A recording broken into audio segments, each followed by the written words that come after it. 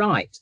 Okay, so what we're going to do now is we're going to move on to our universities, and we're going to give our university colleagues the opportunity to chat to us. And what I want to do now is I want to bring on colleagues from the various universities. I'm going to start off with the University of East London. They are colleagues that are first on my slide deck. So Jill, if you want to pop yourself on mute and switch your camera off, then that will be really helpful. And I'd like to bring in colleagues from University of East London. Yaransu, are you there? Yep, I'm ready. Right, brilliant. Okay, off you go then. So next slide then for that. Okay, so. Thank you. I'll be nice and brief. I've only got one slide. Hi, everyone. It's nice to be here speaking to all of you today. I'm just going to run briefly through the courses that we offer here at East London. So we offer the traditional undergraduate degree, which is split over 3 years. And we also offer the apprenticeship route, which is over 4 years rather than 3. So the traditional route is a full-time course which combines theory and practical-based learning at the university, and then block placements in one of the trusts that we work with in London or the southeast of England. However, we're not limited to those areas. We have had students placed in Wales and Scotland. So if you would like to go further afield, we can absolutely make that work as well. And then we have the apprenticeship course, which, as I've said on the slide, we have a split of 40% off the job learning, which involves 1 day at university, 1 day of personal study, and then 60% of your time where you will be employed by an NHS trust, and you will be able to spend time there as a podiatry assistant, learning on the job. This is something that we started at University of East London about 5 years ago, and it has worked really, really well. The apprentices that graduated last year were our first cohort, and they have really been really successful. They went into band 5 jobs, and they're already now in band 6 jobs, which is great. And then also just wanted to make sure that you knew that there's many diverse ways of getting into podiatry, as you've learned today. So please feel free, and I have put at the bottom of the slide, hopefully it'll pop up in a second, the contact details for myself and my colleague Jill, who's our admissions tutor. You are very welcome to come and spend a day with us here if you would like to see how our classes run, and you can also contact us if you would like to have a meeting, and if you would like to discuss your personal circumstances, we can absolutely have that conversation. So I think my details are at the bottom of that slide. If not, I will add them. Yeah, perfect. Thank you so much. And yeah, please reach out. You might think that you're not able to come into university. You might think you don't have the qualifications. We can guide you with that. If you don't have the right qualifications, we can point you in the right direction. So please get in touch and have a chat with us. Thank you. And no, that's brilliant. And again, I think it's showing that there are lots of opportunities there. You know, don't dismiss it just because it's university. It's a life studies. That's what we're looking at. Brilliant. Okay, yeah. Right. So next on my list, I have New College Durham. So over to New College Durham, and off you go. Hi there. Hello. Hello, everybody. You've got two for the price of one today. So I'm Tracy Walker. I'm the curriculum manager for the programme, and Alison's the programme lead. So we've both popped on to have a quick chat with you today. Could you just move on to the first slide for us, please? Brilliant. Thank you. And can you just click it again? That's great. Excellent. So I just want to mention our entry requirements. We ask for 64 UCAS points and GCSE Maths and English, or a level 2 in functional skills. Obviously, you can get your UCAS points from lots of different routes. We do tend to look at the individual though. We're like a mixed economy college, and there's a lot of support for people who haven't done academic study before. So we can offer a lot of help to individuals, and we like to meet the individual. They usually attend an informal interview, and we'll take lots of things into account when we're deciding who's going to come onto our course. Can you move on to the next slide, please? So just a bit about the course. I think me and Tracy just say a bit of both about this. Yeah. We do the course over 3 days, so you can work in employment as well around if you need to boost your finances. We do have face-to-face delivery, We have our own dedicated clinics. So in your first 2 years, you would spend 1 day a week in clinic, and in your third year, you would spend 2 days a week in our clinic. But we do offer NHS placements as well at various trusts around the northeast. We do placements with Harrogate and Cumbria we've had in the past. Yeah, we have 10 or 12 different NHS providers that take our students on placement, so you can be placed in a whole range of different areas. Accommodations covered as well in that type of thing if you're away from home for that. And in our level 4 first year of the programme, it's for 1 week. In the level 5 second year, it's for 1 week, and then in level 6, no, it's for 2 weeks, sorry, in level 5, but different times throughout the year, and then 2 different weeks throughout level 6 as well. The rest of the hands-on practical experience comes from our own clinics that we have on site here. So we have 14, 20 chairs altogether, more roughly, in our clinical site, split over 2 areas, and the students spend a lot of time on a weekly basis in our clinical sites as well, having hands-on experience doing the nail surgery that you've watched earlier, and all the other treatments involved. And also the staff that teach you in the classroom also teach you in the clinic as well. So we can transfer that theory across to practical skills. Yeah, and as Alison said, I think just to finish off with, there's a lot of support for people that have been out of study for quite a long time. A lot of our students that come onto the programme tend to be more mature students. We don't get as many sort of A-level leavers as we do mature students looking for a second career. So it's a lovely place to study with lots of support, and a nice area to be in as well. Yeah, get that bit in. Yeah, get that bit in. I don't think we didn't add our contact details onto that slide, so I'll pop them into the chat as things are going, so that anybody's got them if they need them. Is that okay? No, that's brilliant. Thank you very, very much. We really do appreciate. Thank you. Jill, did you want to switch your camera off because you're actually on, still being viewed? So Jill, do you want to switch your camera? That would be right. Next up is University of Plymouth. So we're going from one part of the country all the way down to another part of the country. So my colleagues from Plymouth, over to you. Yeah, hi folks. My name is Phil Hendy. I'm academic lead for the podiatry programmes we run at the University of Plymouth. Well, I just realised this morning when I put this slide deck together, I actually forgotten to talk about our standard degree. So I'll present to you our apprenticeship programme first, and I'll talk quickly about our standard route as well. So if you flick to the next slide, please. So we run apprenticeships at the University of Plymouth, and our apprenticeships are validated by the HCPC. They're also endorsed by the Royal College, and in fact we are Health Education England's preferred provider of podiatry apprenticeships in England because of the innovative model that we've used to develop and deliver our programmes. Next slide, please. So for our apprenticeship programme, we run 2 routes into the profession. So we run our traditional 3-year BSc entry, so that's an undergraduate programme where apprentices are employed for a minimum of 30 hours a week, and of that 30 hours they have protected time, which works out roughly a day a week. One of those days is spent with us online learning. Our apprenticeship programmes are delivered completely at distance, so you can access the programme wherever you are in England, because there is no requirement at any point for you to come down to Plymouth, because we deliver the programme at distance. So we have 1 day for online learning, and then a further 1 day where you work under the supervision of your clinical educators, developing the psychomotor clinical skills that you require for the profession. And we also then run a 2-year fast track pre-reg MSc for those applicants that come across to us that already hold a degree level qualification. Again, minimum requirement of 30 hours a week in employment. But for the MSc students, they have 40% protected time for their online learning, so that's 2 days a week, and a further 1 day a week under supervised clinical practice within the workplace. Next slide, please. So you can see here on the screen the entry requirements, which fundamentally for the undergraduate programme we need to see Maths and English at GCSE grade 4 or C, or functional skills level 2. A GCSE in science is desirable but not essential, and then we need to see some evidence of a level 3 qualification. That's the same for the MSc, however we need to see a degree within that as well. And it would just be worth mentioning at this point that the University of Plymouth have been doing a long-standing piece of work around non-standard qualifications for people such as armed forces leavers.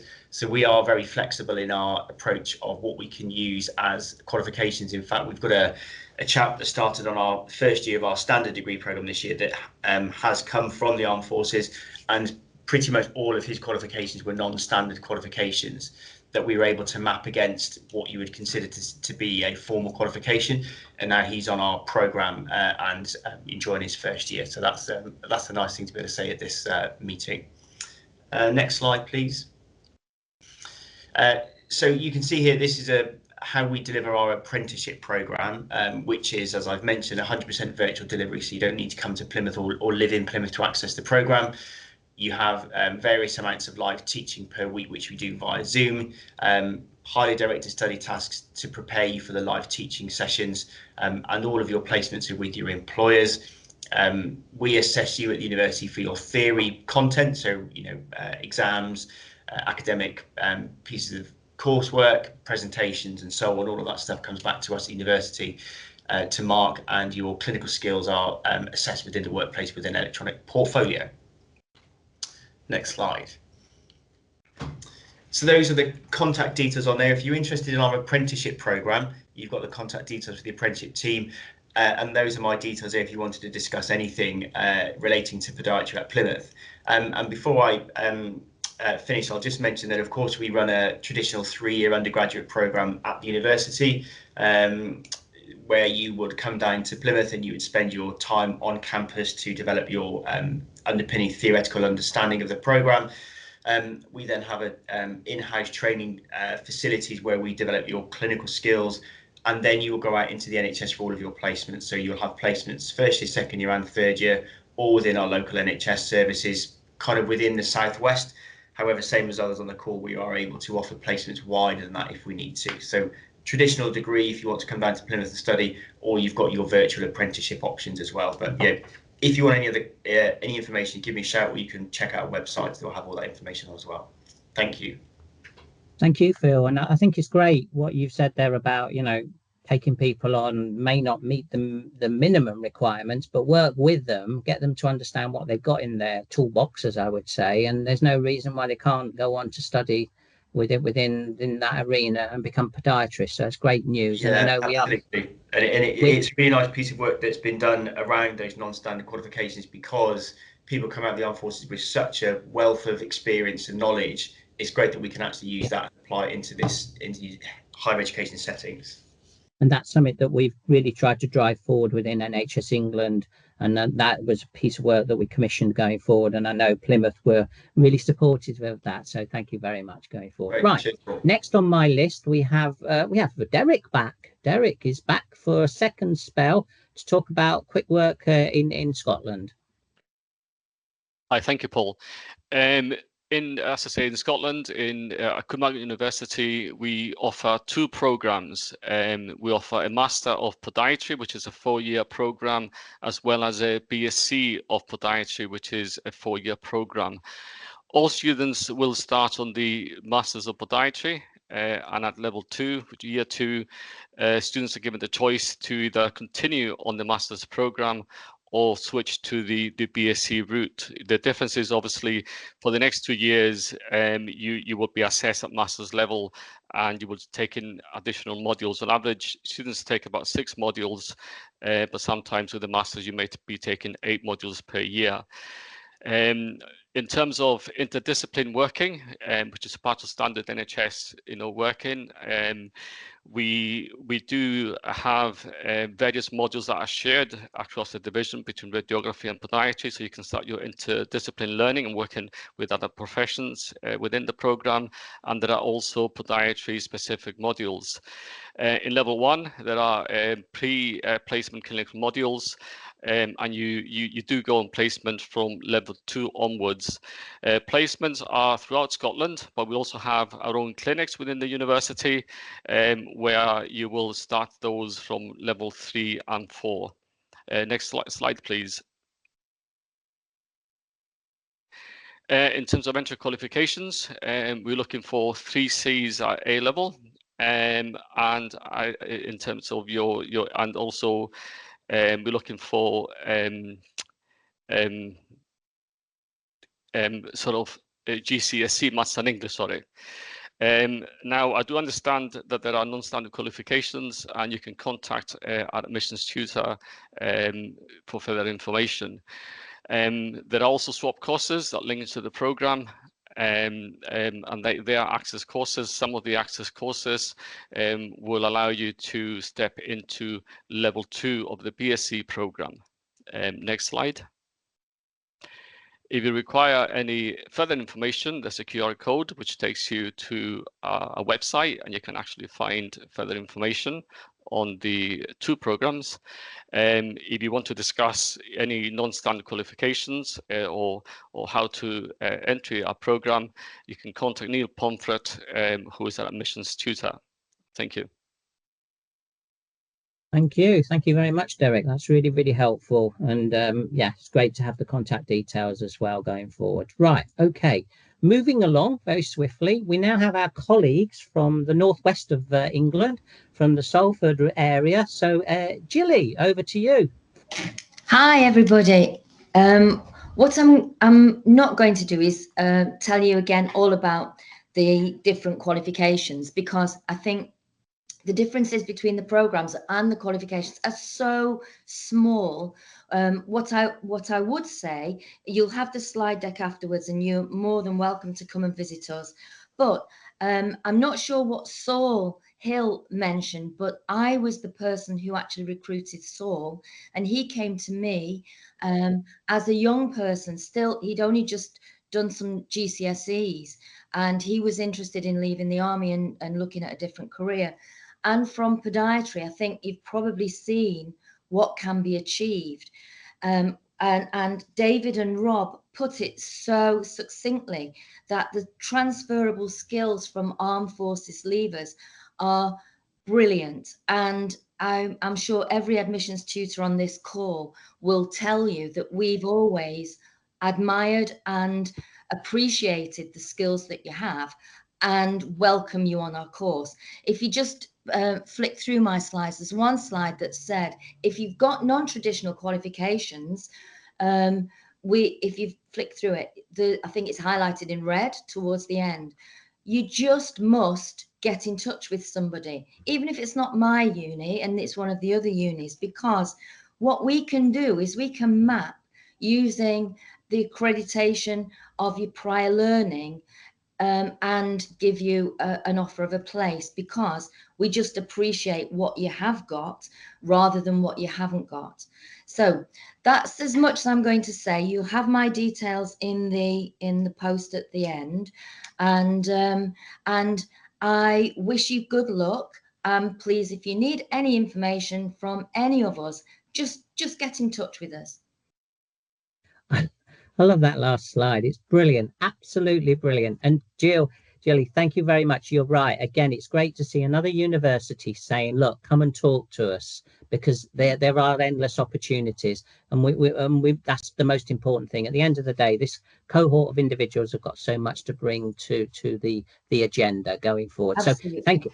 Thank you very much, Salford. It sounds a little bit like the Eurovision list does. Right, now we're going to move across to our last, which is Brighton. And Brighton have already helped us today with Emma. So it's now over to Brighton and colleagues from Brighton. If you'd like to give us an update on what Brighton has to offer. Hello, good afternoon. My name's Christine. I'm one of the lecturers in the podiatry team. I think firstly, I'd sort of second what Gilly's just said, and I won't go back through the admission. I know we're tight on time now. But we offer 2 different courses at Brighton. We offer a BSc full-time over 3 years, and the pre-registration MSc, which is run over 2 years. I know Paul said that you didn't want to know lots about the city, but I think part of the university's attraction is the city, and I think the university very definitely reflects that. And actually, when I asked Emma why she came here, that was one of her reasons. So I think it's valid in there. I mean, as Gilly said, you know, universities, there's lots of similarities in different ways. I think some of our aspects that I'd like to hone in on are things around our placements. We have quite a diverse range of placements. We go out on placement from week 7 on both courses, and that's supported by a local NHS trust. After that, we get lots of opportunity for leadership, education placements. We've had lots of students out on international placements this year. Excuse me, this year, talking too fast. And our students get opportunity for things like the Brighton and London marathons. Can we go to the next slide, please? Okay, so I just wanted to talk a little bit about support and assessment. I think the university's got lots and lots of support in place. We've got the SSGT team, there's academic support.